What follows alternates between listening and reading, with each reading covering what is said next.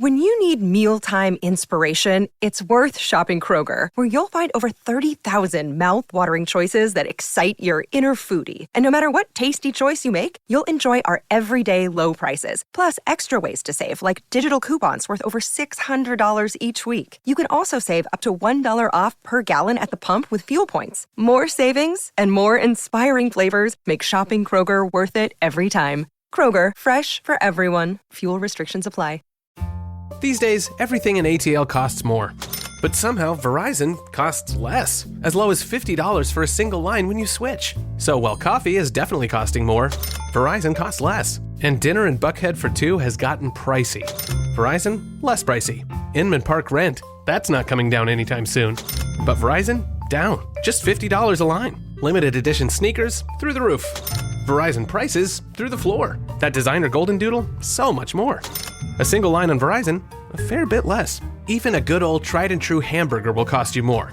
But with Verizon, the same good old tried and true service now costs you less.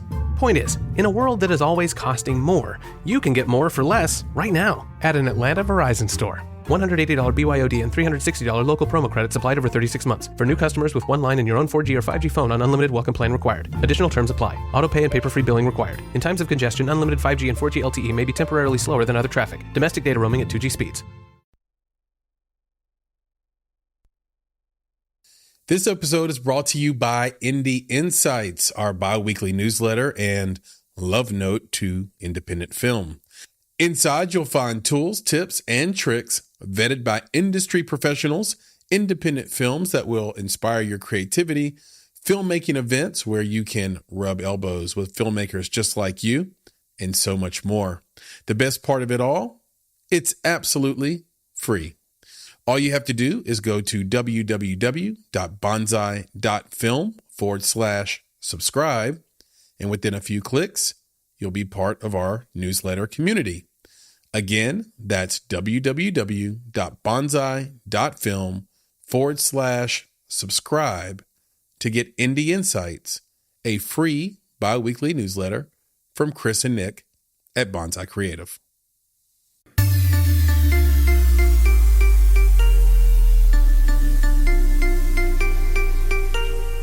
You're listening to Make It, a podcast by Bonsai Creative that helps creatives in film get where they're going faster by sharing the advice, knowledge, and insights of professional creatives across the film industry. I'm your host, Chris Barkley, and with me today is my good friend and Make It podcast co-host, Nicholas Buggs.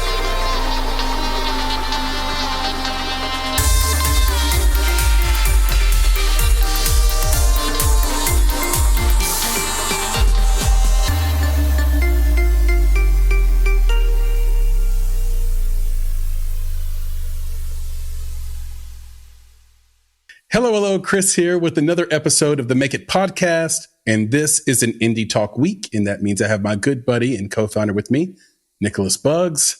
Nick, say hello. Aloha, hui ho. See, he was like, what? Wasn't expecting that at all. What kind of ho? Yes, a hui ho. What kind of ho? I said a hui ho. What kind of ho is that? I'm not gonna go there because then my Hawaiian family might be upset. So yeah, I'm just saying, hello and good greetings to you, my friend Chris. And it's good to be back. That's on this, cool. I love Hawaii. Or as you say, Hawaii. There you go. I love Hawaiians because so many of their words mean hello and goodbye. They mean I hate you and I love you. They're the same thing. You know how they say like in Mandarin or in Japanese, you only need to learn, I think something along the lines of 500 characters and you know the entire language. The whole language. I think with Hawaiian, you just need to know 3 or 4 words. You know the whole thing. Well, dude, you need to know aloha, mahalo. You need to know plate lunch. Those mean those mean the same thing. Mahalo, no, they don't. Aloha mean the same thing. No, they don't. Right? No. Mahalo is thank you. Aloha is hello and goodbye. Oh yeah, sorry. Okay, yeah, but plate lunch, bro. Sorry, my ignorance that's the main thing right there. You get a plate lunch. That's to me. That's all I need to know. Like that's it, and I'm good. Can I talk to you about something serious though? Really? Just like Yeah, like I was up here, and then you're gonna like bring me down. Well, I'm not going to bring you down, but look, I think the audience notices, and you know, I've known you forever, and you've always been a very fit person. I do what I can do when I can do it. Fit. People can see that you're fit. Are you talking to your Hawaiian family about Spam and about eating eggs and ground beef and rice and then pouring grease all over it? And just like the Hawaiians have the worst diet on the planet, right? Is that fair? Like worse than black people in the South? You don't talk to them about it because when you go to Hawaii, you do that. You eat Spam musubi. Like you can't not eat it. You know? But are you letting them know? Like, are you educating them on what's in it? Man, dude. So you think they don't know? Come on, bro. They know what that is. They know what they're doing, and they are loving every last drippity drop. So no, I'm not talking to them about that. Because when I go down, man, I indulge. You know, it's like I'm in it to win it. So yeah, but you know, that was the whole rumor about you in college. Was that you were this fit guy that ate like a fat boy? No, I used to hate that. You were shoving ding dongs in your mouth, and you were basically leaning hard on your genetics. Yeah. And you were going to burn it off. And then if someone tried to follow your diet, they would end up having a coronary. Yeah, that was the genetics conversation. And ring dings. Haters. That's all I got to say. Haters. You're right. You know, it's not true. I have noticed being around you, like, you don't eat like a rabbit. You just don't. I mean, you don't. But you don't eat a lot. Right. And do you have the courage right now on this podcast, in this conversation, to just look, there's a lot of people out there, including myself, that struggle with weight just because it's just so hard. There's some genetic. Will you just admit that you have a superpower in your stomach that prevents you from gaining weight? Will you just say what it is, or you have the courage to do it? So we have to put some context a little bit around this conversation because please. We are a podcast for the independent film community, right? So somebody listening right now is like, what in the heck are these guys talking about? How did they get to this tangent? Well, it comes back to this simple fact. Yeah, the tangent king. I only have to go there with tangent king, but it comes back to this simple fact. And it's something that you've heard me say 1,000 times, which is this. Yes. Filmmakers are people too. So we'll get into the film stuff. We do that all the time, right? This is what this podcast is about. But we also take the tangents because we are human beings who get to talk about human stuff. And if we're interested in a topic that we can share with other humans who are listening, then we'll do that. Now, yes, do I have this inborn superpower that happens to be in my gut that enables me to process things at a high rate? Yes, I will admit it to the greater public that this is true. However, I will also add that, yes, I got a very clean diet, man. Food is fuel. If you treat it like that, then you're all good. Okay? Yeah. Fit starts with what you eat. Yes, you are right about the haters. And I appreciate you contextualizing that to the audience, but because you do not eat ring dings and ding dongs. Is ding dongs a thing?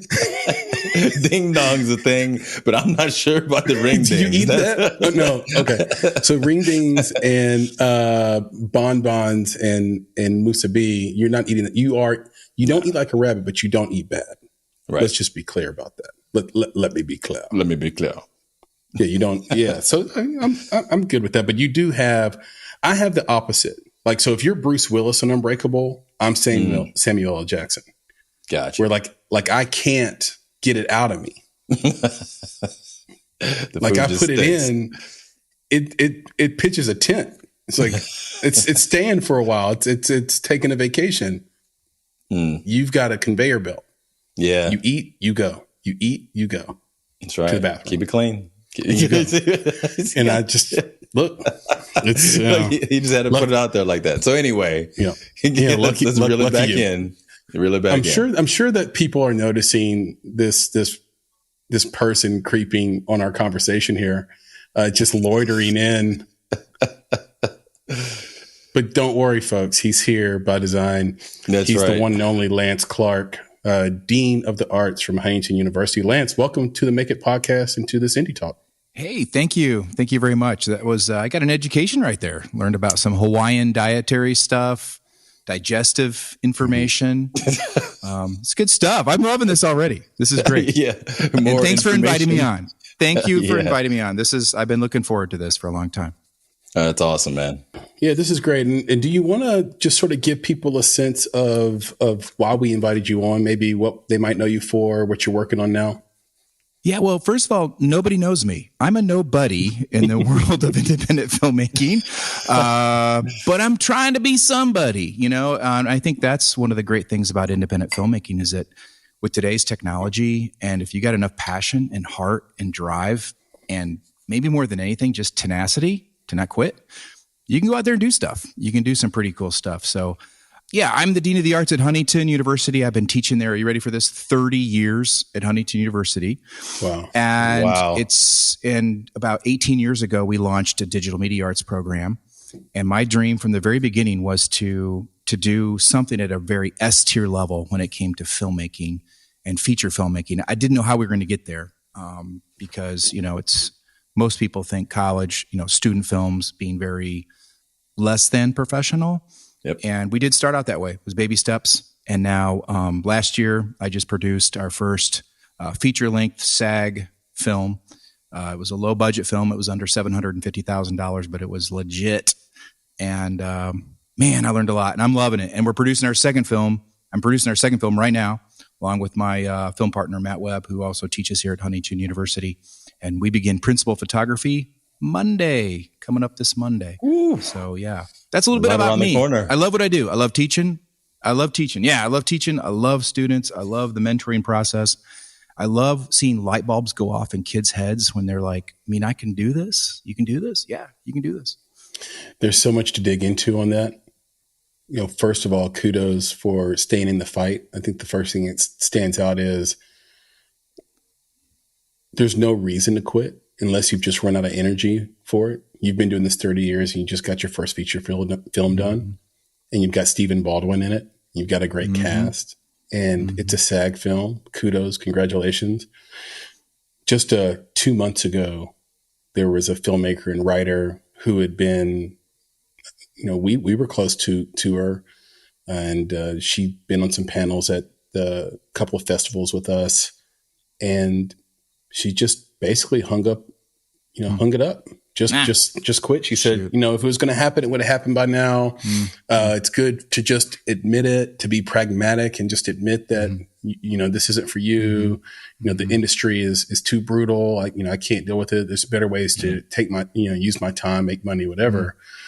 On one hand, Lance, I do agree. I understand that. I guess, you know what I'm saying? Like, I understand the sentiment. Like, there are external pressures that everybody has where you have to say, you know what?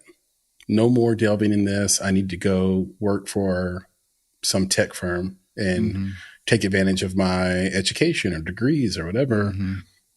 And then there's another side that the fighter in me, the working class guy in me, you know, I grew up, you know, just in a working class family. It's like, you know, we don't quit. We figure out the problem. We scratch and we claw. And I think you're just an incredible example of sticking in the fight, staying in the fight, and then reaping the rewards and understanding that there isn't some magical timeline. Yeah, it's good. I mean, I think too many people out there are just dream stealers. You know, they're out to steal your dream. They're out to tell you, you know, it can't be done. And I'm just a big can't is just not in my vocabulary because to me, can't is the cancer of can. And it's like, well, how do we solve a problem? It's problem solving, you know, and I try to instill that in our students and in the people I work with. Every day last year on set, you know, if we go back to last summer, again, we shot this a feature in like 22 days, something like that. We shot every day, Monday through Friday, took weekends off. Every day I would go around to all my department heads who were all professionals, and then they mentored our students underneath them that were interning on the project. And I'd just go up to them, hey, how you doing? What's going on? And I'd hear things like, oh, wow, this is really tough. I wish I had this, wish I had that. And I would like, okay, let's figure it out. What can we do to solve your problem? And then I would remind them, you know, guess what we're doing? We're making a movie, guys. Yeah. We're making a movie. Like we're making a movie. Okay. Think of all the runway that led up to this point, these 21 days that we get to do that. Because I think a lot of people just lose sight of that. Like it took, 2 years to get to that runway. That runway was 2 years long.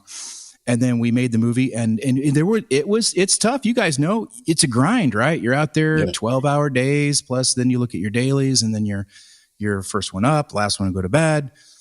It's just, but if you can have that mindset of like, wow, this is so special. It's almost like sacred in a way, like of the arts, to just be able to go out there and collaboratively make art together. It's a symphony. And I literally every day, that's what I did. I just went around and like, hey, we're doing this. And, after 4 or 5 days of that, it really turned attitudes around. People were like, we're doing it. We're making a movie. And people kind of started joking, we're making a movie, and then my other slogan that I like to say is producers got to produce. Producers got to produce. So no matter what I was asked to do, producers got to produce. Yeah. What do you need? Yeah, do I have to go drain that RV? Do I have to go drain the sewage out of the RV? Yes. Producers got to produce. Yeah, there's no task. There's no task. Too big or small. Too big or small. As a producer of an indie film, you do it all. It reminds me of a guy I worked with, hardest working guy that I've ever been around in business. His name is Michael Sousa, and he came from the consulting world, of the McKinsey, BCG world or whatever, and Boston Consulting Group world. Yeah. And he used to say, if you're wondering whose job it is, it's yours. Yeah, I'm gonna steal that one now. That's my new one. Right, because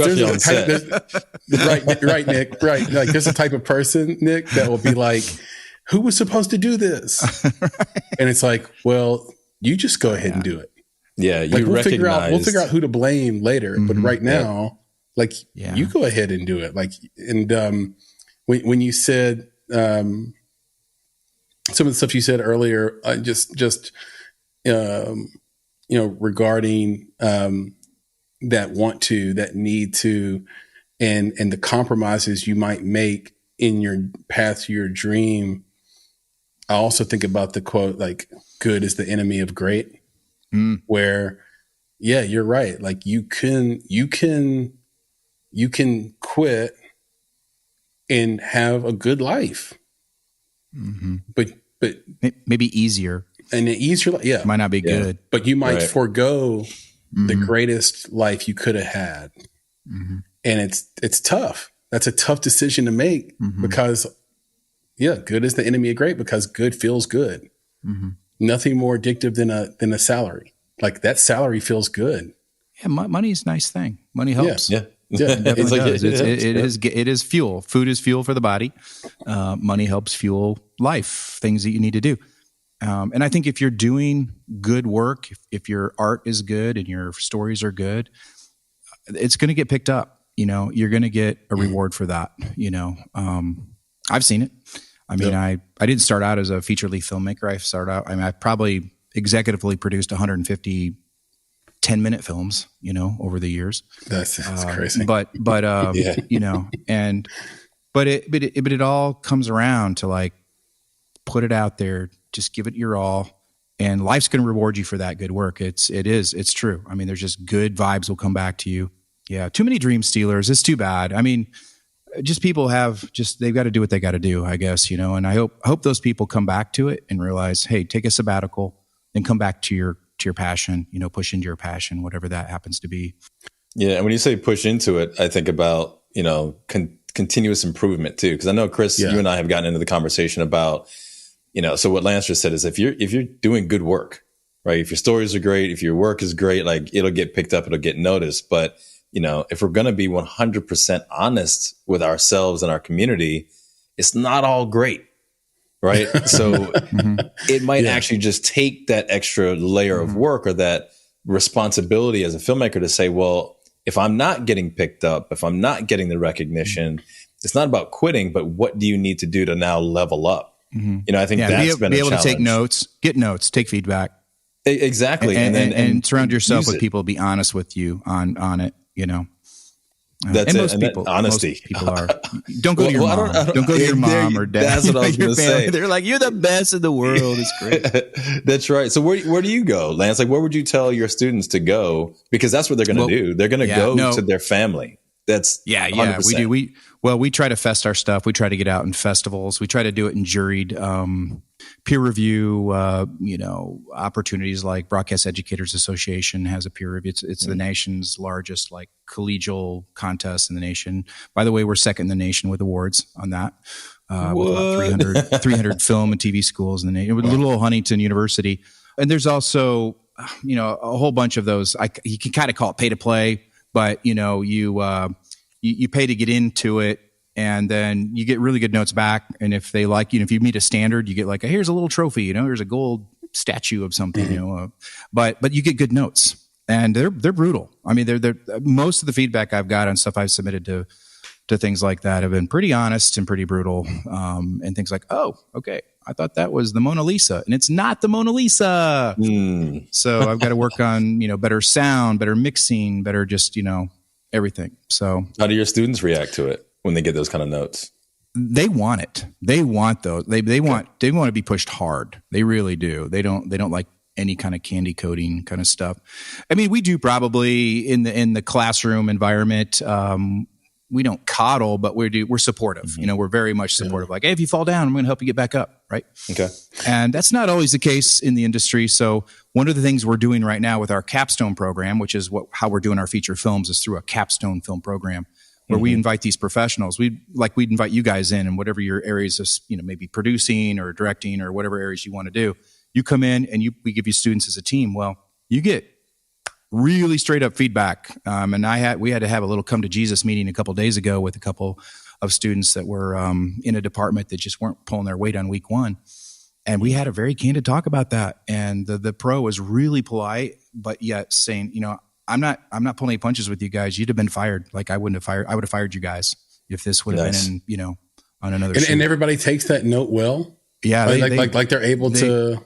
They took it. It was hard. I mean, there was some tears in there a little bit. There was some frustration with themselves, but they knew it and they took it. And then, boy, yesterday it was like a light switch flipped, and I mean, it was total different attitude in that department. But they knew it was said in a supportive structure, right? Yep. And you don't always get that. I don't think you get that very often. Maybe on a pro set where it's you don't have student interns and those kinds of things. We hire pros, we hire mentors in. That's what's unique about what we're doing.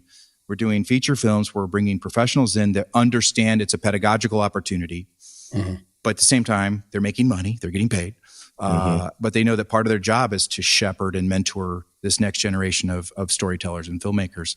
It's a tough task to do. It's hard to do that. Not everybody can do that. But so far, we've been very fortunate to get great people in that care about it, that care about the craft, and are willing to mentor these kids.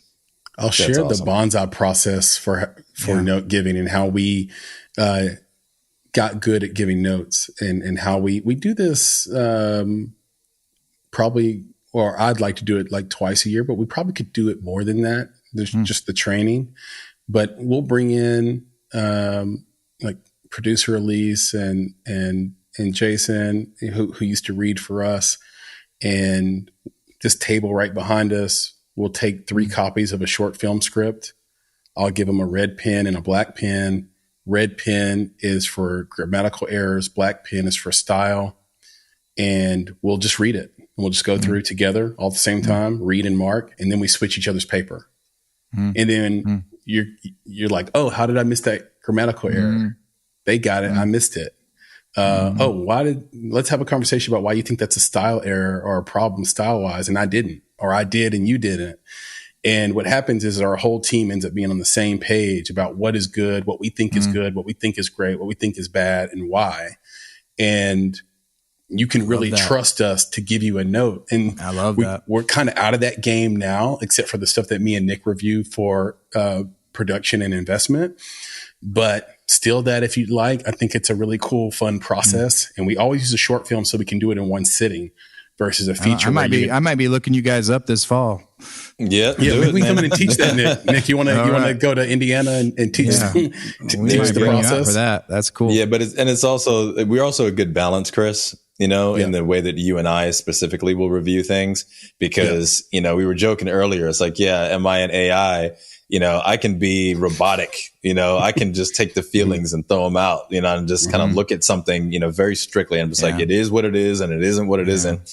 But sometimes, my delivery, if I deliver those notes from that perspective, can be very harsh for a filmmaker who doesn't necessarily see all the science in storytelling. They feel the art, right? So when you're talking to them about things that didn't work, or things that were left off the page, or things that just didn't quite make it, it can be difficult. So, but Chris, I know that when you read, you're often reading for the art of it. Right. And how did you feel about it? First. Well, I like that. I knew what they were. Exactly. At least first, I knew what they were trying to say. And I'm like, but they didn't say it. And then, they didn't do it. And then when we put those together, we're like, okay, I get it. So the note really is to how to get them to bring the thing out that they were trying to do. And so how do you give that note as opposed to giving the note that you just didn't do it? So I think that we also try to balance the art and the science in those notes. And when I read it, I'm going, oh, that's expensive. See, now that's not happening. Got it. I'm too much of a producer, pragmatic. Will you break down some terms for us, though? I noticed you said S tier earlier, and you talked about capstone program. Will you break down both of those for the audience? I mean, S tier to me is the superior tier, the top shelf, of quality of what we want to appear to. And what was the other thing I said? I'm like, it's just a capstone program. Oh, capstone. You talked about a little bit. Thank you Can for you break that down a little bit? Oh my gosh, thank you. So, remember 3 years ago when we were just going to take 2 weeks off and this little pandemic thing? That was exactly 3 years ago, right now. Yeah. And we did. We took 2 weeks off, and we had kids going every year to LA for a program that we had out there called the Los Angeles Film Studies program. And we'd send 10, 15 kids every year out there. And that program shut down, like pretty much permanently shut down. We stopped sending kids out there. And we didn't know what to do. That was a great opportunity. It was a capstone experience for them. Like the accumulation of what you've done here for 7 semesters. This is your 8th semester.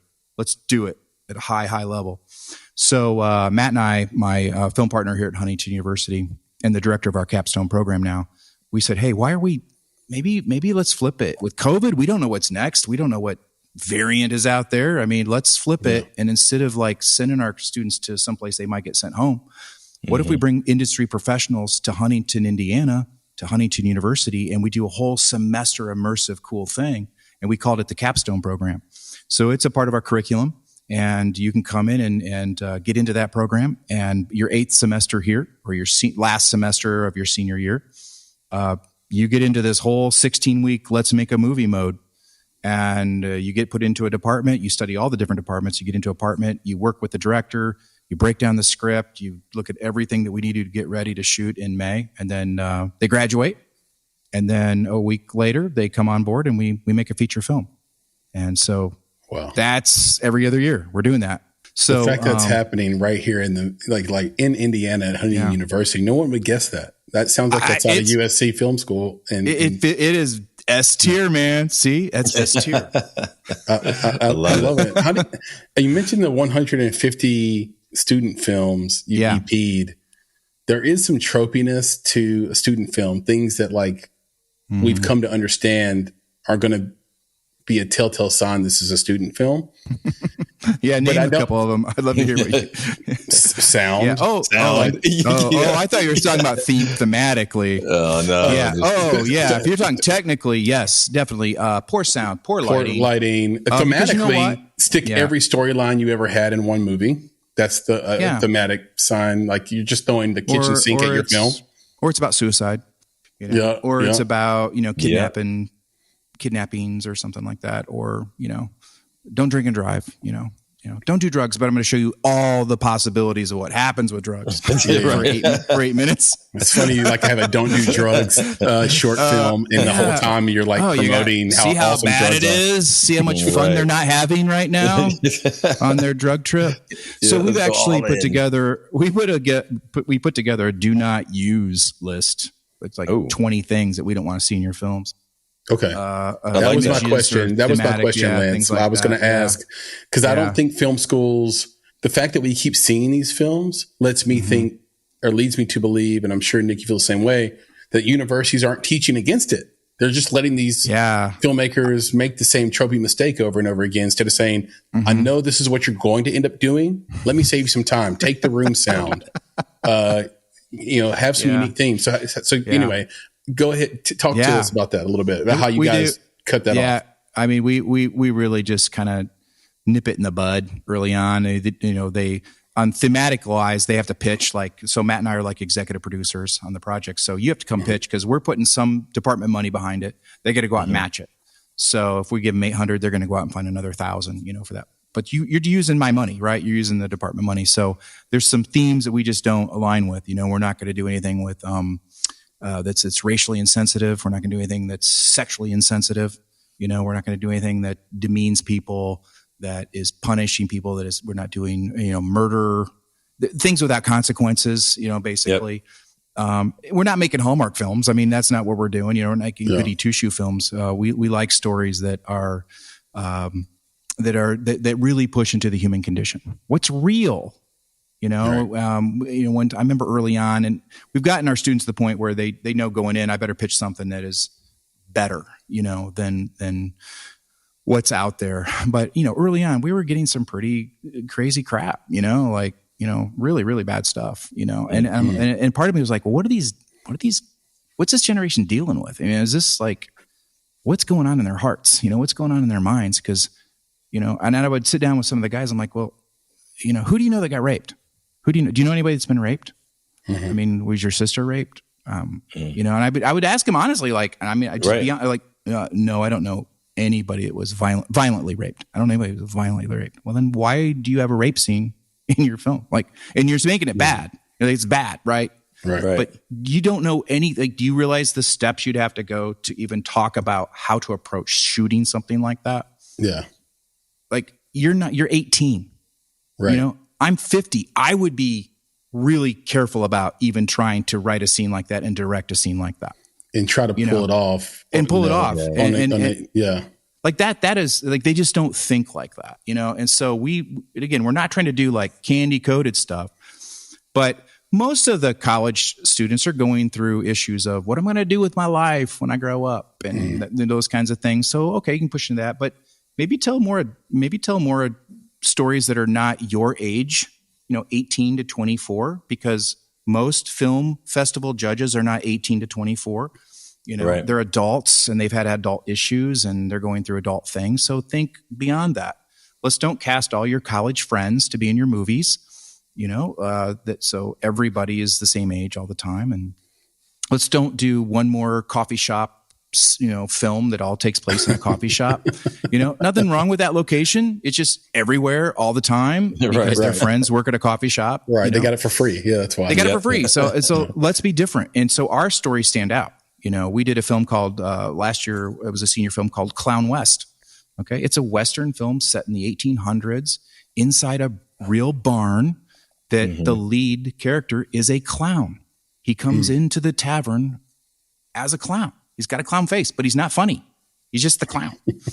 and it's all of that. It's just against the grain. And he's here to take out Jesse the outlaw, but he's stands, it's those kinds of things. It was a good story, and then they have a duel in the end. And then, so it's just, we're trying to push them harder on good stories. And then the craft is obviously very important, right? Yeah. Getting room tone, the basics, we try to cut all those basics, and we don't, I think sound, no matter where you're at, sound is always the issue. It just, I don't know. It's so frustrating. It just seems to be always the issue you deal with. And we don't want to say fix it in post. You hate to use that. Well, one of the things that happens is you pick this great location and then you get on set and you find out your location happens to be directly under a flight path. Oh, yeah. That's And you great. didn't stay in the location long enough. And you're like, oh, God, I got it. We're shooting on 3-minute intervals now. Yeah, you scouted it, but you only were in there for 3 minutes, right? You didn't hear the jets coming over all the time. Yeah, or you didn't hear those. Or you just didn't hear them. Yeah, you just started ignoring them. You didn't hear the industrial, refrigerators that were around the corner in the bar that you're filming in or something like that. You should have. You should have caught it. And then you got to deal with that. So, all sound is more than 50. For me, it's more than 50% of the experience. I will forgive, kind of, a film that's not great lighting necessarily, but if the sound is off or just lacking, it doesn't fill out my world. It's hard to get into the movie that way, Yeah, we believe that 100%. Hard to get into especially when watching films. That's our first. At least I know for me, that's the first thing. I think that's why both of us said it at the same time. We're just like sound. We didn't say lighting first. It's just sound, and that hits you really hard when it's and not. Unfortunately, at film schools, it's all about the camera. Typically, right? It's camera lust. It's camera. It's the thing. It's the camera. And that somehow seems to be you're the apex predator on a set if you're the DP, and sound just kind of is like that little step brother or sister off to the edge, that like, who are you? But we've tried to turn that around too. Like we've tried to really build up sound, like that's cool. And same with set decking, art direction. We try to make that cool too. Like we bring in pros that like just geek out on it, and the production teams students aren't typically coming to film school to be, I want to be a first AD. Well, most of them don't even know what a first AD does or a second AD does. They think, I'm a first assistant director. I'm going to help direct. Yeah, you're not. No, you're making the day out of days, man. You're sitting back there cranking out, schedules and pulling your hair out when the director turns everything upside down at the end of your shoot saying, tomorrow let's do this and this and this. Right. And you've already got your whole weeks of dudes already scheduled out, and then they just domino it backwards, So but that's part of the joy of like serving and them growing and realizing, wow, there's so much more to do on a film set than being right around the actors. That's just a really elite group of people that get to stand around and do that. Very lucky students you have. And I'll give you guys a fun fact. Here we say DP. And I know this because we just spoke with Sophie Holland, the incredible casting director for Witcher and Wednesday, Tim Burton's Wednesday, and bunch of other stuff. Too many to name. She's killing it. But she's in the UK. And over there, they call it the DOP, the DOP, the director. They give respect to the of in the UK. So if you're in the UK, you're anywhere in Europe, say the DOP. Yeah. Not the DP. And speaking of fun facts, you know what time it is, Nick? I think it's time for things we should know. We should know with producer Papa Bear. Producer Papa Bear, drop on us a thing we should know. What is the most successful Oscar-winning religious film of all time? What is the most successful Oscar-winning religious film of all time? Okay, so I have some in my mind. We're going to sit on this, right? We're going to sit on this for a little bit. Let it marinate. We're going to have to answer now. Yeah. We're going to answer at the end. I think I have at least two in my mind. Lance, do you have a few? Nick? Oh yeah, it was like the way that Lance. Pretty sure I got a good idea. Nick, did you Google this? No, you see, you keep doing that because you keep referencing the fact that I might be an AI, so I might already be connected to the internet. Did you GPT this? Right? No, I did not. Did you GPT this? No, I did not GPT. Okay. All right. Thank you, Papa Bear. We're going to think about it, and I think now would be a good time. What is it? I want to show this trailer for Wayfaring Stranger. Is that cool with you, Lance? And are going to. All right, here we go. Let's play this trailer. All these years, you're still the same pathetic trash. Wait, is that you? Hey, Harold. Welcome back, lady. You ain't taking me in, are you? I can drive. 20 years. You just left. You didn't call. I thought you were dead. What's going on that field over there? We're building a church and a school. We've sold 3 churches and raised 50% of the budget. Hallelujah! Hallelujah! I'm not about to waste any hard-earned money on some pastor pipe dream that can't even get a line of credit. Did you get the call from Lloyd? Lloyd had a heart attack. We have to find a new carpenter by the end of the day. Could you use me? Your brother says you're a singer. Your breath smells like gasoline. Having a drunk build this church? He's not a drunk. He's a broken man. Just like you and me. Why can't I just learn the guitar? You know how we feel about rock music. Why, here, I reckon I could ask you the same thing. What if somebody did something they weren't supposed to do and you knew about it? What Glenn needs is a doctor, not a church with no money and a charlatan for a pastor. Dad! The best friend I ever had. I love you. If the Israelites knock down the walls of Jericho with a prostitute and a marching band, surely Glenn can help us build this church. Remember, ask. And it shall be given to you. Seek. And ye shall find. Knock. And the door shall open. Hallelujah. Amen. Let's roll.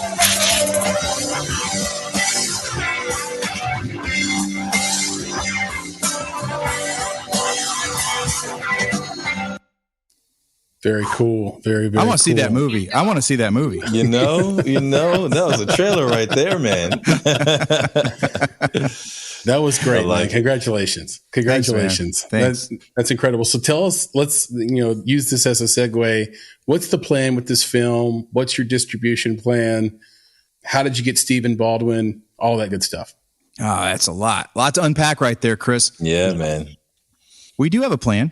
The plan is to get this film out as to many people as possible. I just want people to see it, Obviously I'm a producer of the project and I think, oh, it's so special. It's my baby. It's got to hit theaters, I've listened to enough, podcasts on distribution that might not be the case.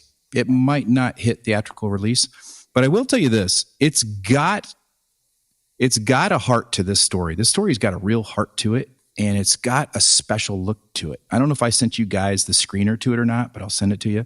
Please, I would love that. It's very different. It is faith aligned, but it's not cheesy because it's a real based on a true life story, and this actually comes from a 6-month period of my life. This is my family story growing up. Oh, I didn't know that. And so I knew Glenn. I knew this character, this whiskey soaked, country singer that shows up to town and is running from some secrets in his life. And he came to town and he interacted with my parents, and he ended up helping them try to build a little church that my parents were trying to build a church and a school.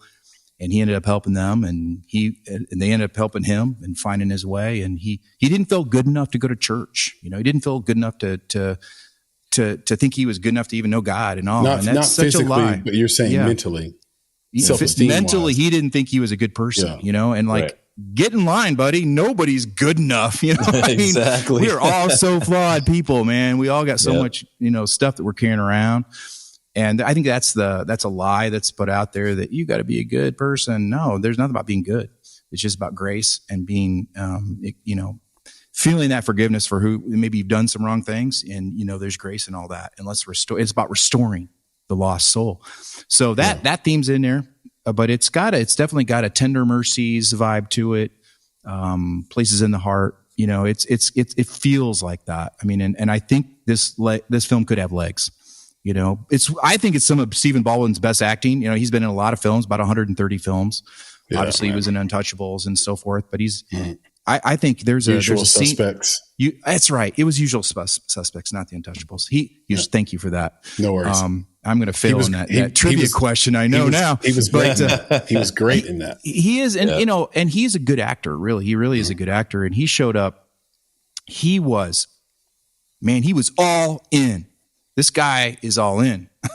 And the way we got him is I'm IMDb, pro.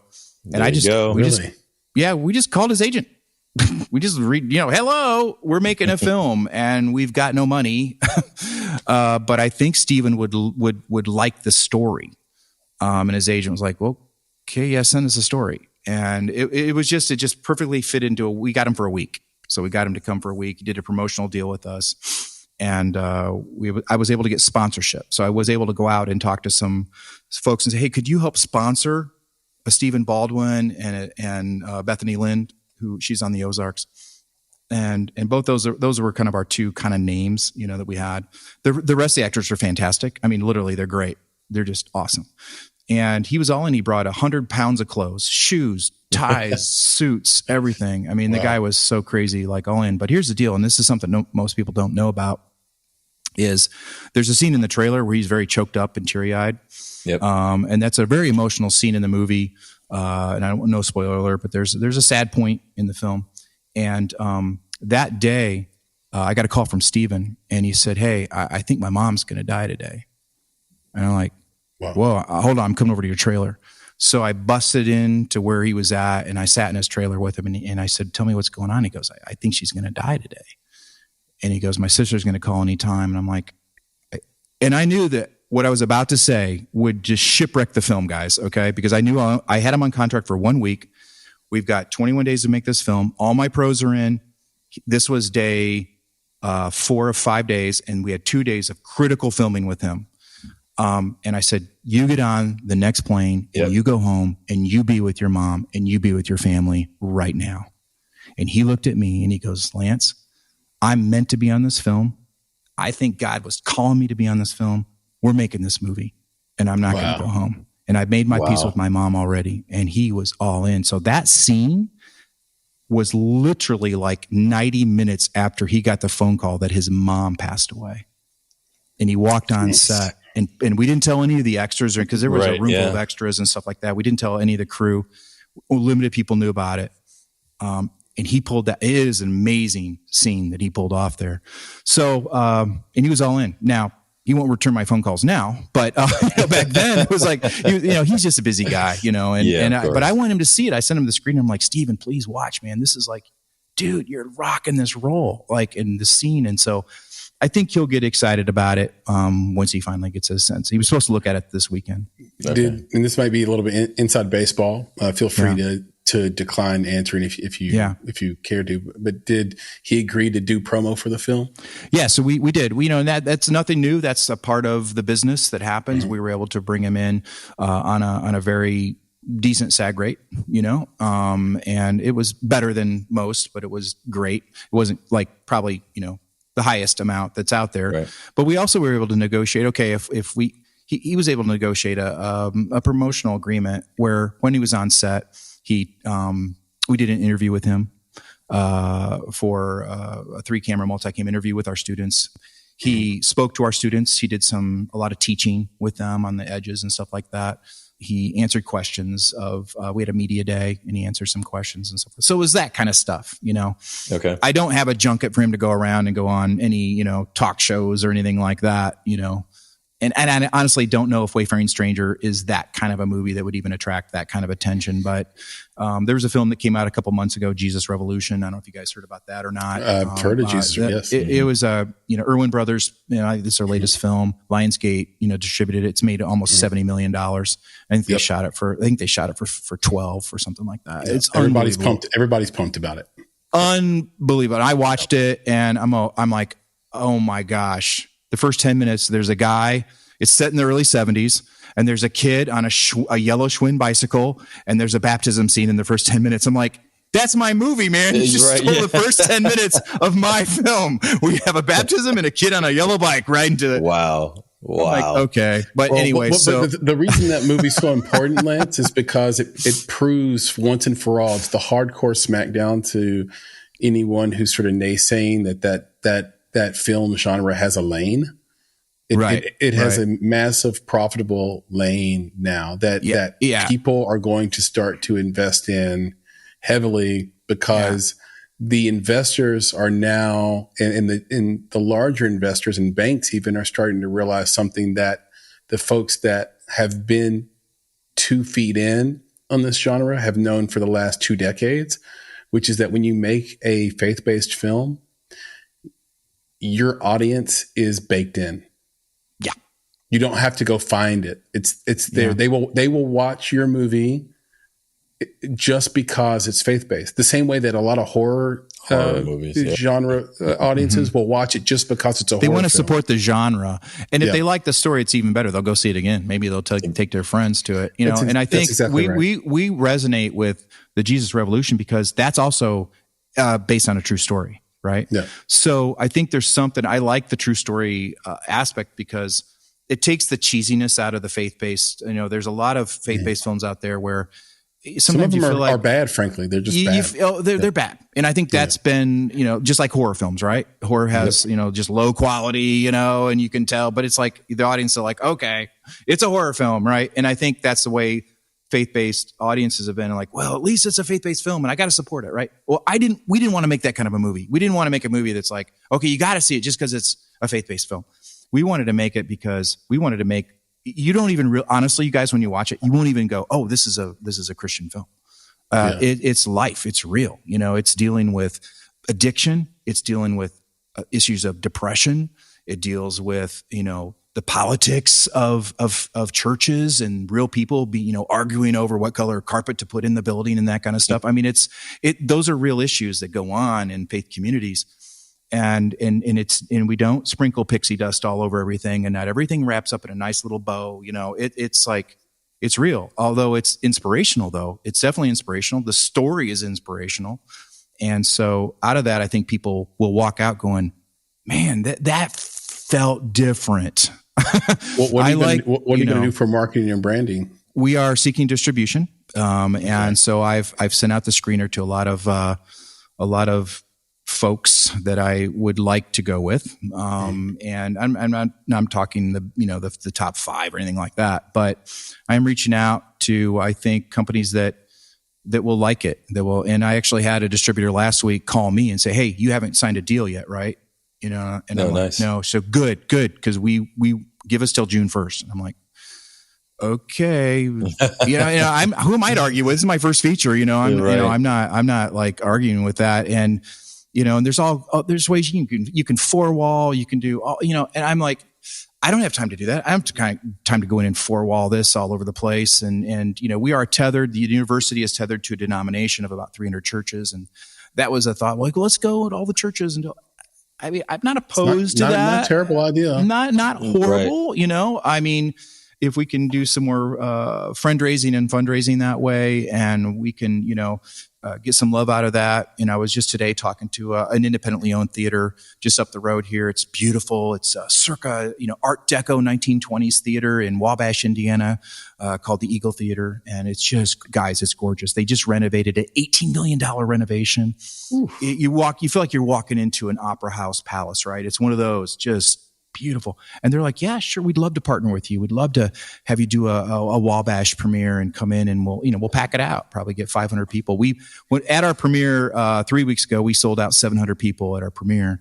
And honestly, the feedback was very good on it. And so that's awesome. I really that June 1st is probably a blessing, right, Nick?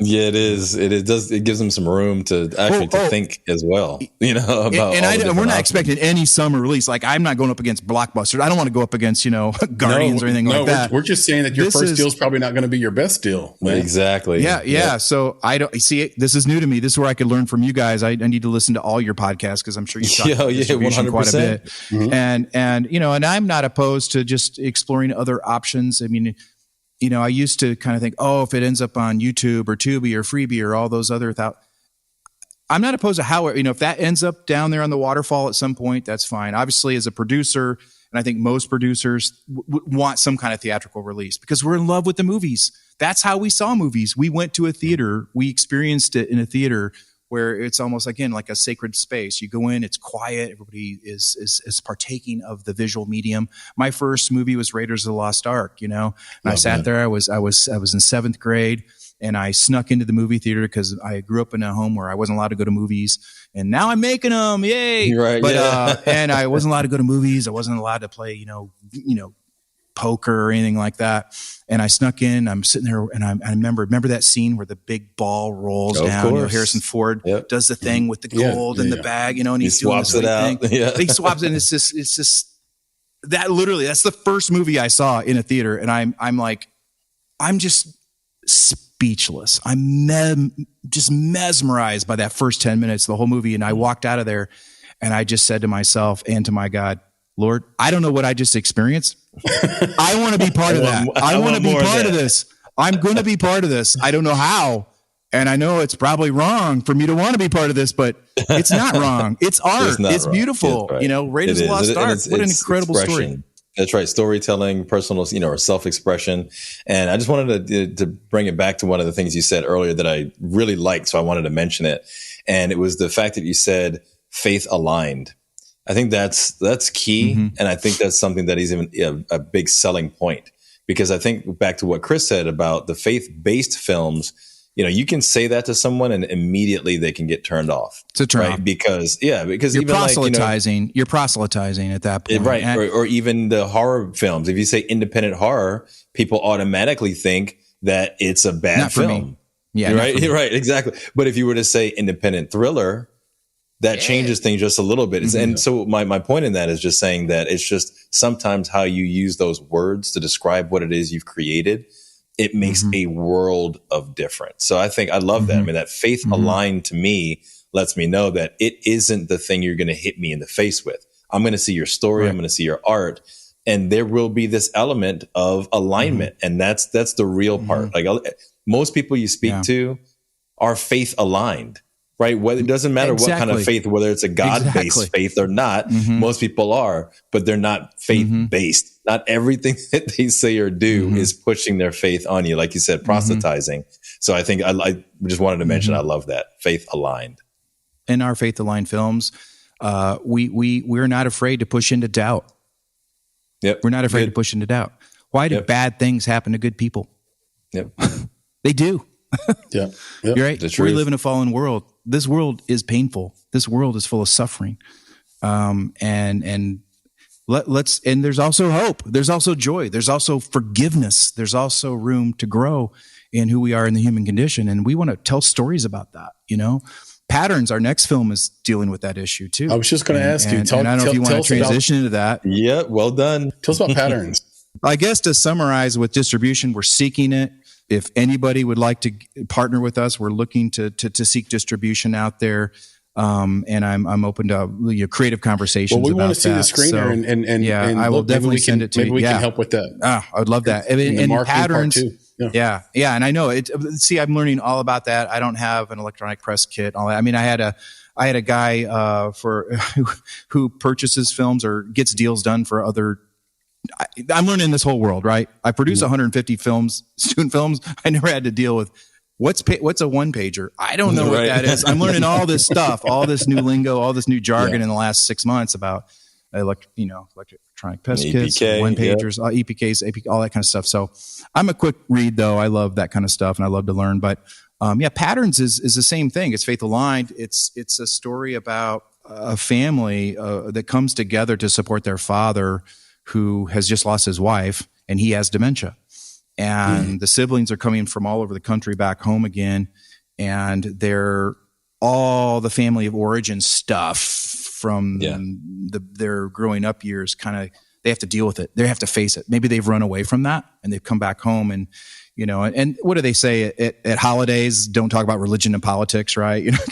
Something like that. In Hawaiian culture, you're not allowed to. You're not allowed. Is that right, Nick? Okay. Nick, you're not allowed to bring up divisive stuff. Conversation points, right? It's all about love. But it always happens. You always have that crazy uncle that's like pro right or pro left or this and that. You can't help it. Well, I need to move to Hawaii then because I need to have Thanksgiving with your family, Nick. Because I grew up with the Trilateral Commission, man. Oh wow, stuff. Deep stuff. Yeah, the Trilateral Commission. I haven't heard that mentioned in 2 decades. Oh my gosh, the Illuminati. Yeah. You're right. Yeah. So Bilderberg Group. I know. Yes. They run the world, man. Chris, you're it. Right. Are we related? You're right.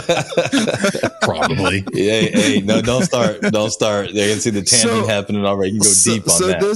This is what happens. Family get together and fireworks. And you know what they say about any scene in film, right?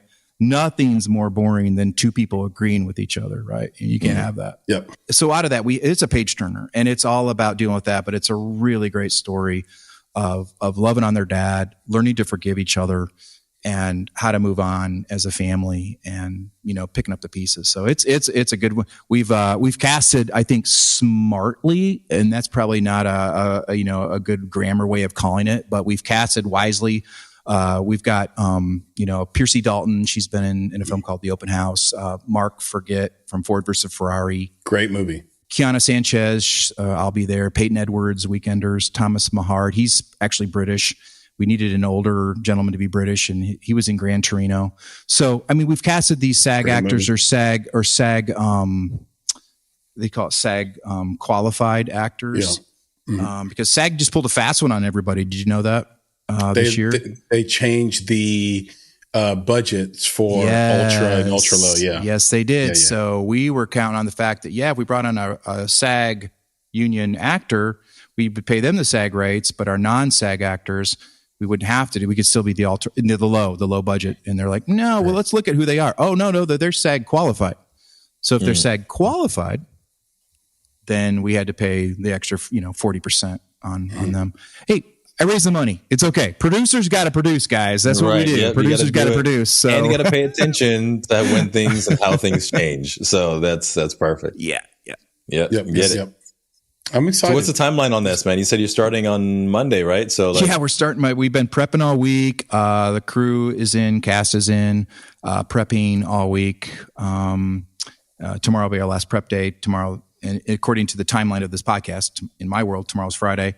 And then Monday we start principal photography, and we're going to film for 15 days in and around a house that we are renting.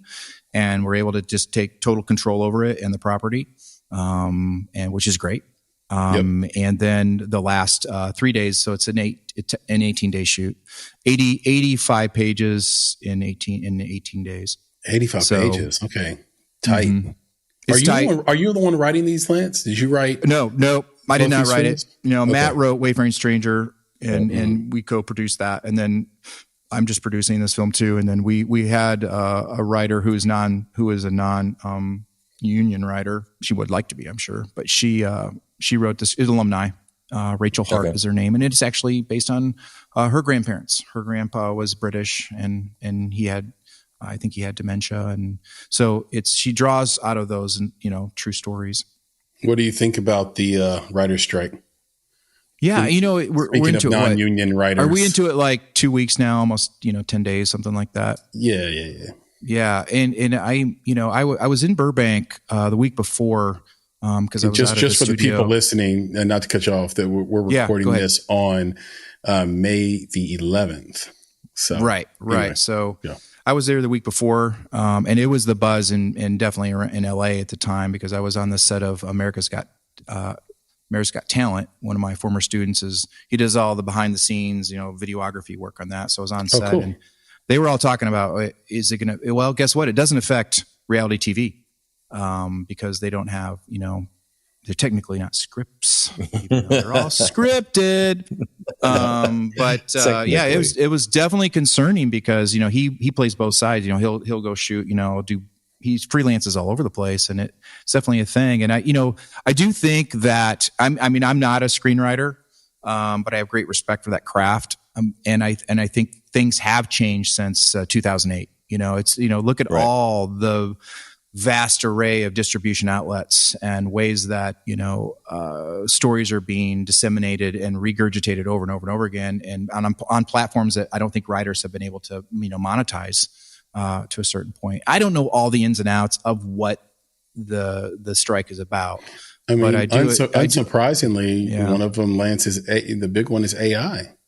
The networks just won't strike that from the contract. They will not strike the language that says they could use AI in the future.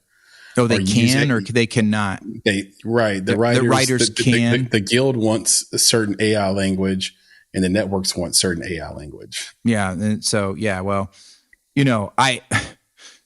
all of us have played around in AI. We've all dabbled in it a little bit. And I was early, and I was playing with it, and I'm pre-producing a pretty cool movie that deals with racing and cars and that kind of stuff. I'm really excited about it. So I just dabbled in that a little bit, and I just said, spit me out a story line. I just said, hey, tell me. It was pretty shocking, what it came up with. I'll be honest with you. I mean, very shocking. And so, I think it's with us. I think AI is going to be a part of our future. I also oversee, as Dean of the Arts, I also oversee an animation side of our program. And, with graphic design and animation guys, right? AI is like in spades. Deep. We actually had, and so what's happening, there are lawsuits going through the system right now. I think there's one before the Supreme Court even right now as we speak. There's going to be a ton of them. Yeah. And I think right now the deal is with especially like, animation or poster art, that kind of stuff. There's artists that are saying, hey, that is my work. That's representational of my work. Right. And you just took it and you are monetizing that. You monetized it and democratized it without permission. Yeah, so like lawyers like Kevin Christopher are just like licking their chops because he's going to have work from now until the end of his life. Yeah, because everybody can say that looks like my stuff, and you got money off it. I can prove it because look at my picture, and that's what AI is doing. I mean, it's just it's just combing and looking, and if you put your stuff out there to sell it, even it's grabbing it right and going, ooh, that's cool, and it's just morphing it, packaging it. I've talked to some production designers that are using AI all the time. Yeah. Oh, they're using it like all the time. They're using AI. So you've got a scene where you've got, beer bottles in the background, right? Well, now they just print off AI. They just tell AI print, make me a beer bottle, label. That looks convincing. Looks good. Yeah. And they're slapping it on. Or that's print genius, out. By the way. It's also AI 3D prints. The AI's designing stuff that they can print out too. Yeah. For props and stuff in the background. The Runway AI app is unbelievable. So good for student filmmakers. I mean, because now you can shoot that coffee shop scene you talked about and seamlessly turn every person in there into like aliens if you wanted to. And now all of a sudden that coffee shop scene is interesting because it's a bunch of aliens in a coffee shop. Right. It is incredible opportunity. I've never been scared of technology. I've always been kind of an early adapter, but I'm also want to preserve the human condition and allow artists to be creative and not. I would hate for this to take over, and just to be because right now, I mean, I can tell when a student turns in a paper and it's been written by AI, right? You can just tell. It doesn't sound real. It doesn't sound even human. It sounds like a machine wrote it. I'm sure it'll get better and better and better. But have you ever seen the movie called Cheats Lance? It's not called Cheats Lance, but right. Cheats, Lance. I don't know. It came out in the early 2000s. Yeah. And the main character, the character's name was Handsome Davis. Okay. And that's memorable. Yeah, it is. And the whole movie is based on this group of high school kids that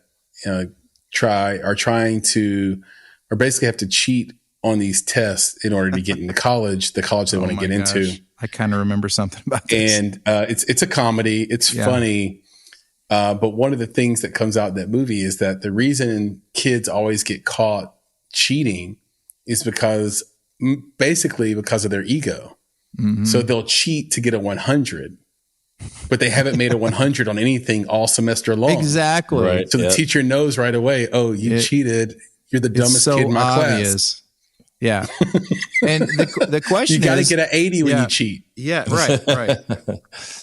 That's exactly the secret. Right. And the AI doesn't do 80 work, but I will say this, but it does do that not quite human work. And I think that's the part where, it can be easy if you care enough to find it. They've had some of those images on social where they're like, well, you can tell this is AI. Well, yeah, because you put the words, you can tell this is AI.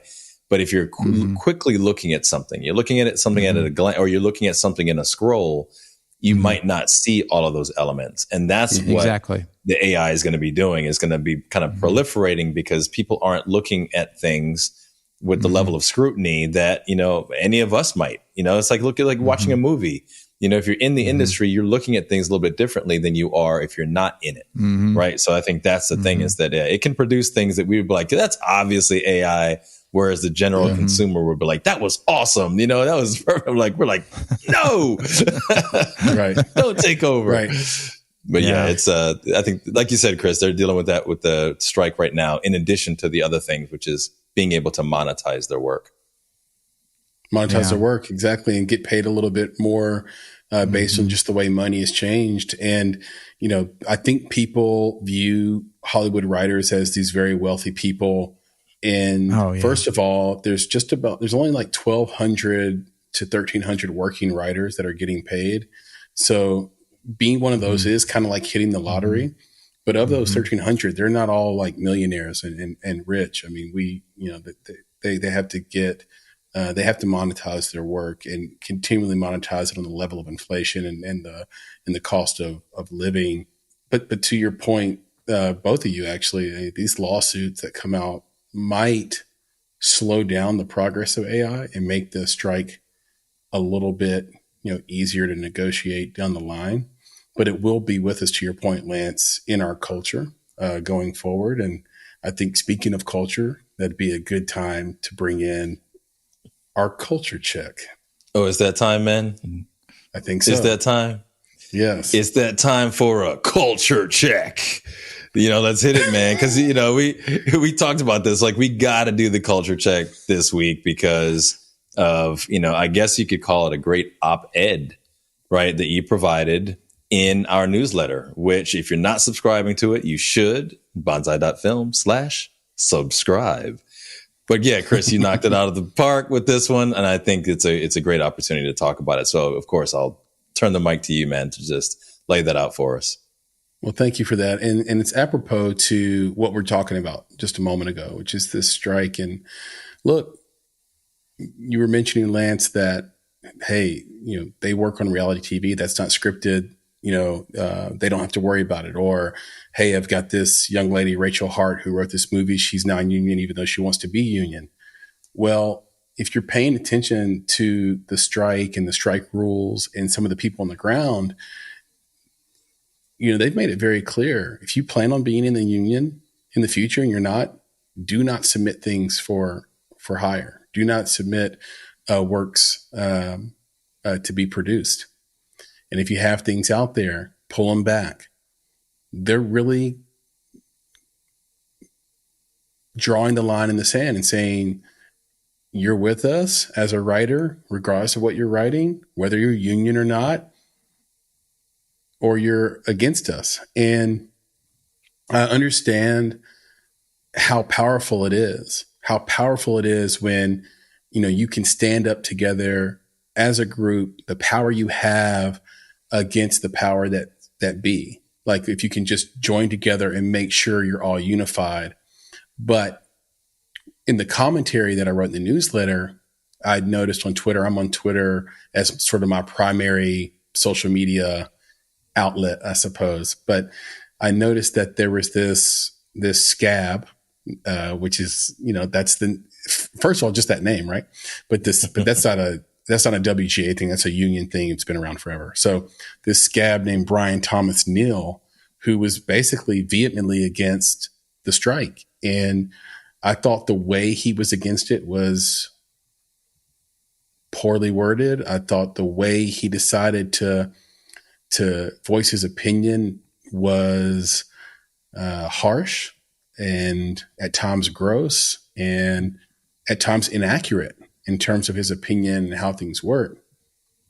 And the result of him being a scab publicly on Twitter was that writers started to screenshot his tweets and ask anyone that was following him to unfollow and block. And sure enough, this guy went from, thousands of followers down to, I don't know what he has now. Last time I checked, he had 173. Wow. So he lost his entire tribe, if you will, his hive.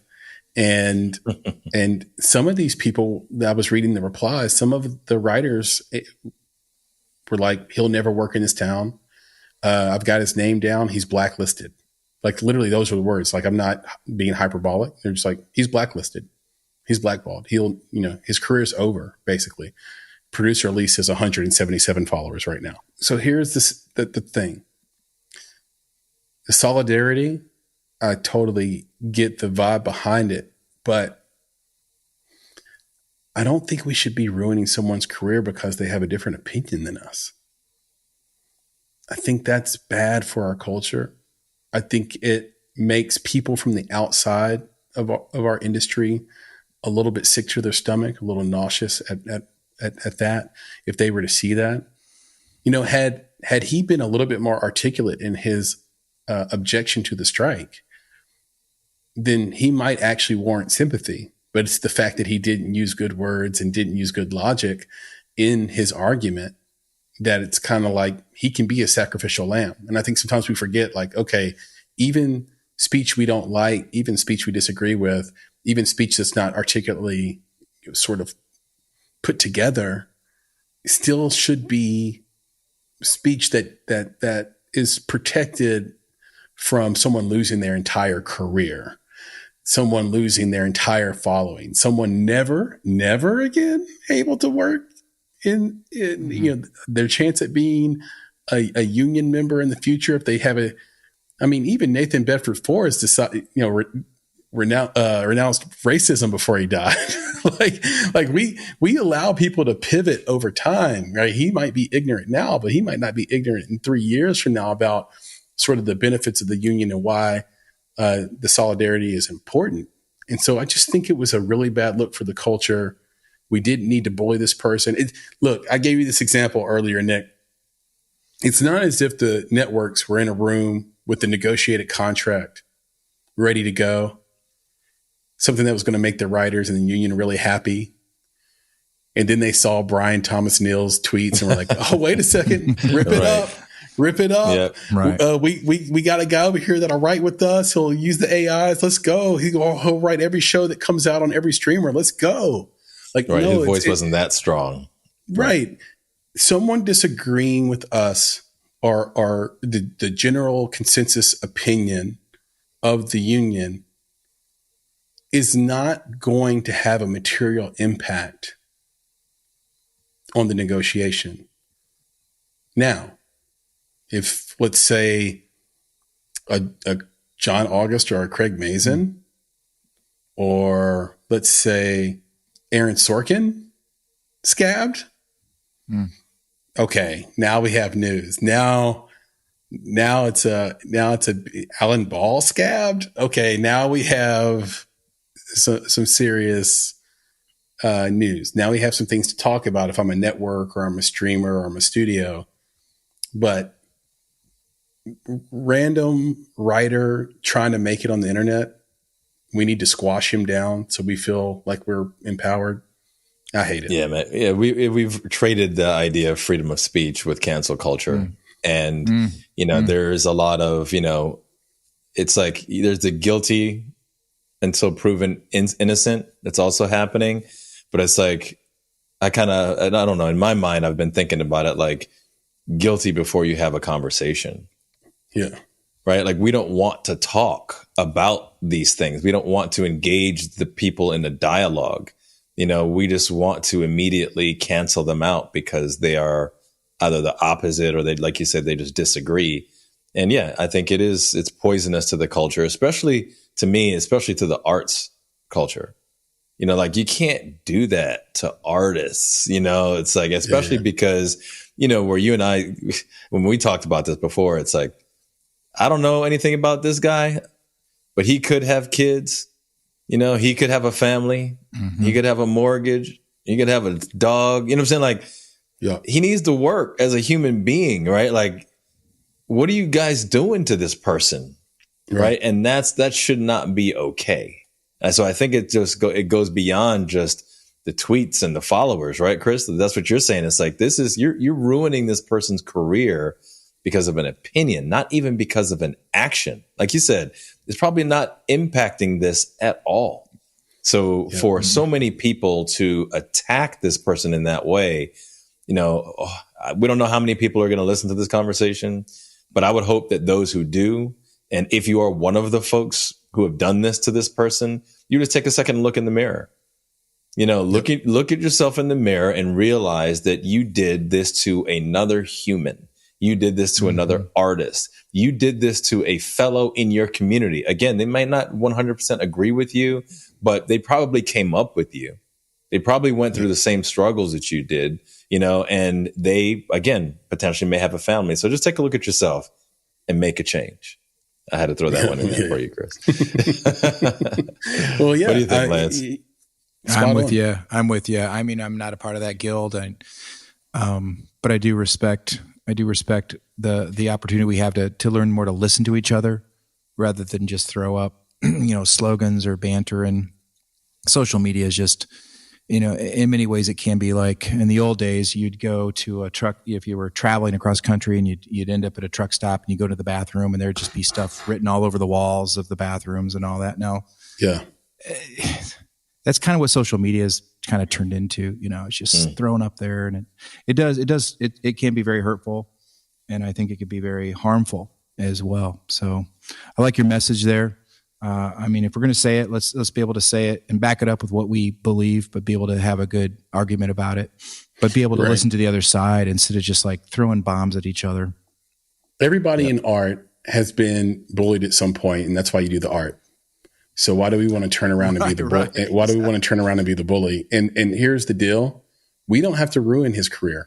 He'll ruin his career on his own, just based on how bad his writing is, or how bad his attitude is. Frankly, it didn't seem like he has like this bubbly personality. He's the kind of guy that's going to get in the room and shit the bed, frankly.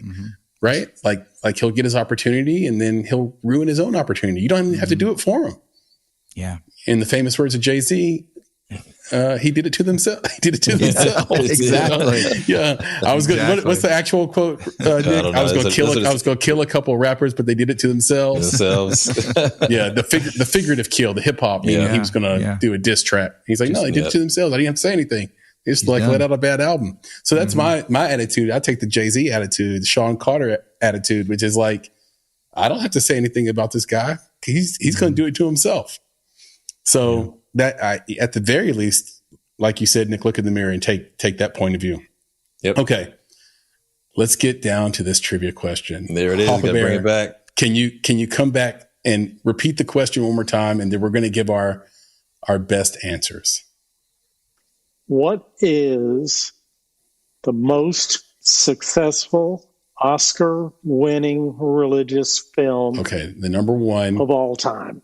Now, don't say yes or no, producer Papa Bear, or make any faces to indicate the answer is correct. But we'll start with Lance. No, we'll start with me, then Nick, and then we'll end with Lance, and we'll see if any of these are correct. Now, can I give more than one? Can we each give more than one answer and see if any of us hit it, or we should just give one? Well, okay, no, let's do this. We're just going to pick one, but you can say what your suggestions were. Yeah. So here's what I had in my head, and I'm going to pick one of these four. I had Passion of the Christ, The Exorcist, Tammy, and The Omen. And I'm going to pick The Exorcist. Okay, Nick? I'm going 10 Commandments all the way. Oh, it's a good one. All chips are in. It is the 10 Commandments, hands down. Okay, Papa Bear. Yeah, because I definitely thought about Passion of the Christ, especially because if you say successful, you think monetarily successful. It came out later than 10 Commandments, so if you look at the dollar, amount that it would have made, and then you would extrapolate that against, what that would have been at the 10 Commandments time is like $1 billion, like things like that. But man, I think it is one of the most successful rated R films, though. There you go. Yeah, the Passion of the Cross. Yes, I don't know if Ben-Hur's religious producer, Elise. Oh, because Ben-Hur's a great guess. Yeah, I would have gone. I was going to say this. I could not turn the TV on without seeing 10 Commandments, like my entire youth, Well, it could be Ben-Hur. What you're dancing around. Maybe it is. You're dancing around the criterion for how to define successful Oscar winning film. And so each movie had to have at least one Academy Award, and each movie had to have a significant religious component, and each movie had to be at least nominated for Best Picture. So with that in consideration, are you sticking with I'm sticking with mine. Yeah, I'm sticking with it. I think it. Man, Ben-Hur. I'm around that fence now. Right. Ben-Hur. I know, right? Ben-Hur. I mean, we know Ben-Hur one. We know Ben-Hur one. Yeah, I know the Exorcist one. Ben-Hur, man. Come on, like those were on one after the other. I could be pulled to Ben-Hur pretty easy, but it's got to be one of those two. Wow. Okay. Wow. Wow. That's awesome. Yeah. Ben-Hur had 12 nominations. That's amazing. 11 wins, including Best Picture, Charleston Director, Heston.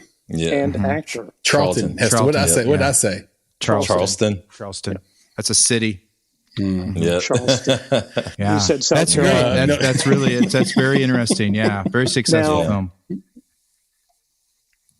You'll be surprised by number 2, which was actually a tie between two films. Love that film. Love that Schindler's film. List. Wow. Amadeus. Mm-hmm. Is that? Well, I'm going to have to watch those again. Is that the song right there, Nick? I don't know, man. Nick, is that the song? Is that the song that goes with that? I think you're onto that one. I don't think that was in the movie though. No, sing it, Nick. I don't know that one, man. Like that's not. Sing Amadeus. No. But yeah, those are. I'm going to have to watch those again, though. Seriously, like that's because again, those are movies that I haven't watched in a very long time, but were that integral part of my youth. Honestly, you would turn the TV on and Ben-Hur was just on the television. It was like, that is true. That's what came real. on. Yeah. So it's a good film. It's a good film. Yep. Yeah, for you, it was 10. You were saying 10 Commandments. I saw Ben-Hur when you turned the TV on as a kid. Now it feels like if you turn the TV on, it's going to be the Shawshank Redemption. Shawshank Redemption. Yeah, it's on. Yep. That's our religion now. It's yeah. But what a great story, redemptive story. You know, seriously. Is. I mean, it's it's a great story. Okay, so Papa Bear, you had a third and fourth, fifth place. Yeah, and maybe Lance can tell me about this movie. I'd never heard of it, but he's not that old. From 1943.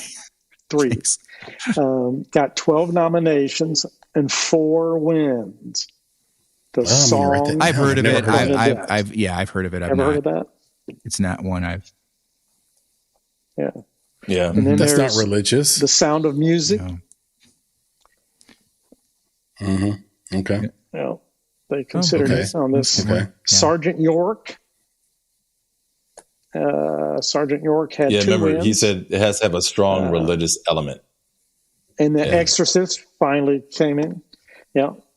And then Beckett from 1964. Is it Beckett or Beckun? Beckett. Yeah. Yeah. Beckett. 1964. 10 nominations, 1 win. I can't believe Exorcist isn't on there. Screenplay. No, it is on there. It is on there. You did say Exorcist. I said Exorcist. Yep. Mm-hmm. It got 10 nominations. It tied with Beckett. And had 2 wins, including best screenplay. Thank you, producer Papa Bear. I thought PB was tricking us. So I was going horror the whole way. Like, it's going to be The Omen, or it's going to be The Exorcist, or it's going to be one of these, The Good Son. I think it's got Macaulay Culkin in it, actually. I don't think that's religious at all. It is not religious, but that's a great movie. Yeah.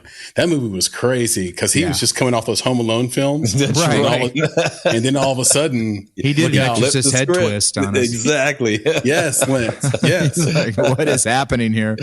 Yeah, that's awesome. Well, good job, guys. Good job for this release. You got Ben-Hur. She got it. She's good. She's sharp. Yeah, well, she went to film school, so I'm not going to give her too much credit. No, whatever. She's great. No, she's awesome. I'm embarrassed. I have that poster hanging in one of our classrooms. I should have known that. See, well, that's why that Chris, segment is called Things We Should Know. Yeah, that's right. Now, here's what's funny. I don't know anything. Every time we do the segment, Things We Should Know, I don't know it. That's right. I don't know it. So I guess I have to pull a Miriam Bell. I have to pull a Miriam Bell and get into my books, start watching some more stuff. No, this is great. Turn on the Melvin Van Peebles movies. So Chris, you have to remember, this gets back to, again, first principle for me. Filmmakers are people too. And why is that important? Why is that relevant to this? Because we're fallible, Chris. We don't have to know everything, and nor should we project that we know everything. So it's okay to do some trivia. I'm going to project that I know everything. Don't be that guy. You're right. Be that person. I'm going to project that I know everything and then see where that lands me. No, where that gets you. Yeah. Well, I'll tell you what, this has been just an incredible conversation. And I do feel like I know more having spoken to you, Lance. And so really, sincerely, me and Nick have to thank you so much for joining us on this Indie Talk, dropping some knowledge on us. I cannot wait. And I know, Nick, you feel the same way to see this screener. I'm going to send it to you, man. Yeah, however we can help, we're down to do it. Give me some love, man. Give me some connections. We're down to do it. And for this audience, we're always down to help you. We hope you enjoyed this. We hope this was helpful. Some of the stuff that Lance talked about in there is crucially important just to your own journey. So definitely take heed, pay attention. And then if you want to reach out to Lance, can you tell us where people can reach out to you? Oh, yeah. Easy. I mean, I'd love you to email me. It's lance@forresterfilm.com. Easy way to get a hold of me there, lance@forresterfilm.com. That's our film company, Forrester Film. We spell Forrester? Forrester, Forester. Okay, Forrester Film. We are the Foresters, Huntington University. We're the Foresters. We take care of woods. We take care of nature. We're the Foresters. And we wear plaid. And we wear beanie hats and that kind of stuff. It's fun. But because it's winter. It gets cold here, guys, in Indiana. I don't know about Tennessee or wherever you guys It's all over the place in D.C. and Tennessee. Yeah. And also, if anybody knows anybody that loves, that they think they've got a son or a daughter, or they know somebody that would love to study film, I'd love to have that conversation. I love inspiring the next generation. We have to train the next generation of storytellers, right? Yeah. Because that's who's going to keep this craft going forward. And the future of filmmaking is mind-boggling, right? It's mind-boggling what's going to be out there in 10 years, 5 years, maybe next month, Yeah. It's going that fast. It's incredible what's going out there. You guys, I was showing a prospective student around today. He's already shot his first feature film, and he's a senior in high school. And we're not, and it's probably a little cheesy, but he did it. But he did it. He shot a full feature film, and it was based on the Scream trilogy, all those Scream films. Yeah. It's a fan film, but this kid has guts, man. He's a ragtag going out. I love those kind of students. I love that kind of tenacity of like, let's make a movie. And I would just encourage everybody out there, go make a movie, go do it. Just do it. Get out there and start moving, start taking the next steps. Everything is out there for you to do it. Honestly, you can do it in collaboration, and it's definitely collaborative art. You cannot do it on your own. Team up, huddle up, get some friends, and go out there and do this thing. Absolutely. Is there anywhere on social people can find you? I guess I do, Instagram and so forth. You can find me at Lance D. Clark. I believe that's what it is. Lance_D_Clark. But Lance Clark on Instagram, Facebook, huntington.edu. You can find about our programs there and so forth. So good things are happening. And this has been a blast. You guys are awesome. I love it. I learned so much tonight about things I never thought I'd even hear about not only in the film world, but other worlds as well. So thank you for the opportunity to come on and be a part of your amazing podcast. I love it. This is pro. This is very pro, man. Very S tier, man. I love it. You're a producer. You got producers, and this is amazing. I love it. Good stuff. Yeah, thanks. That means the world to us, man. We're going to have to do it again for sure. And for those that want to reach out to us, there's a couple of ways you can do it. You can email us at contact@bonsai.film. That's pretty easy. But you can also reach out to us on social media at _Bonsai Creative on Instagram and on Twitter. You can just search for Bonsai Creative on TikTok, Facebook, or no, not YouTube. On YouTube, search for Make It, and we'll come up, I think. Make It Podcast. We're on Make It Podcast on YouTube. And so we'll come up on all those. You can reach out to us in those ways. If you want to reach out to Nick directly and tell him how much you're disappointed in him for not helping the people of Hawaii, you can do that at nick@bonsai.film. He loves to get a hateful email about things he does on this podcast. If you want to reach out to me and congratulate me on calling him out on that, you can do that on Twitter at @flameinyourheart. or you can just search for Chris Barkley on Twitter and I will come right up. No, I'm just kidding. Be nice to Nick. We love Nick. Be nice to him when you email him. And then last but certainly not least, go to our website. There's lots of goodies on there. www.bonsai.film. That's BONSAI. Some people like to spell it with a Z. That's incorrect. It's SAI, like the tree. And there you can look at a variety of things around the Make It podcast, find everything you want to find, all the places it's distributed.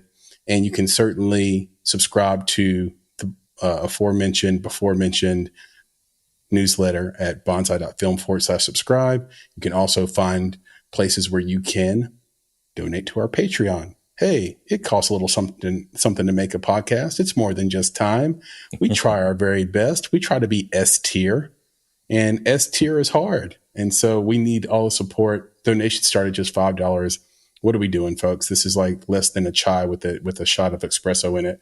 So help us out. Do your thing. Patreon.com or and search for Bonsai Creative, or just go to Bonsai Creative or bonsai.film rather, and you'll find our Patreon page on there. And so with that, Nick, can you please leave us with the credo?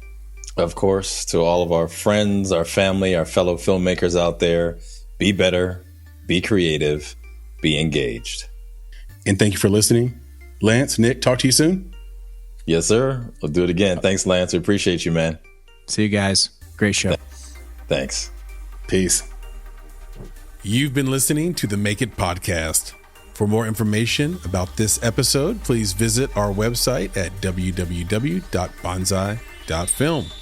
If you haven't already, you can subscribe to our podcast on YouTube, Spotify, or Apple Podcasts by searching for Make It Bonsai Creative, and the show will pop right up. You can also follow us on Instagram, Twitter, and TikTok at _Bonsai Creative, and on Facebook and LinkedIn by searching for Make It Bonsai Creative. In addition, you can provide feedback to us via email at contact@bonsai.film. You now have the opportunity to support the production of this podcast. If you love Make It and are a true fan of what we are trying to accomplish in the indie film community, please consider supporting our Patreon page. We spend a combined 35 hours a week producing each episode. We do this with a small team of go-getters that are passionate about film and connecting people with similar interests across the globe. And we have lots of goodies in store for our supporters, including bonus content, exclusive swag, and discounts and freebies to private film events. If that sounds like something you can get behind, donations start at only $5 monthly. And, of course, if you're looking to take a big step toward your film's financial success, go to www.bonsai.film and click on Services to explore our unrivaled approach to film marketing. You have everything to gain. Until next time, be better, be creative, be engaged, and thank you for listening. When you need mealtime inspiration, it's worth shopping Kroger, where you'll find over 30,000 mouth-watering choices that excite your inner foodie. And no matter what tasty choice you make, you'll enjoy our everyday low prices, plus extra ways to save, like digital coupons worth over $600 each week. You can also save up to $1 off per gallon at the pump with fuel points. More savings and more inspiring flavors make shopping Kroger worth it every time. Kroger, fresh for everyone. Fuel restrictions apply.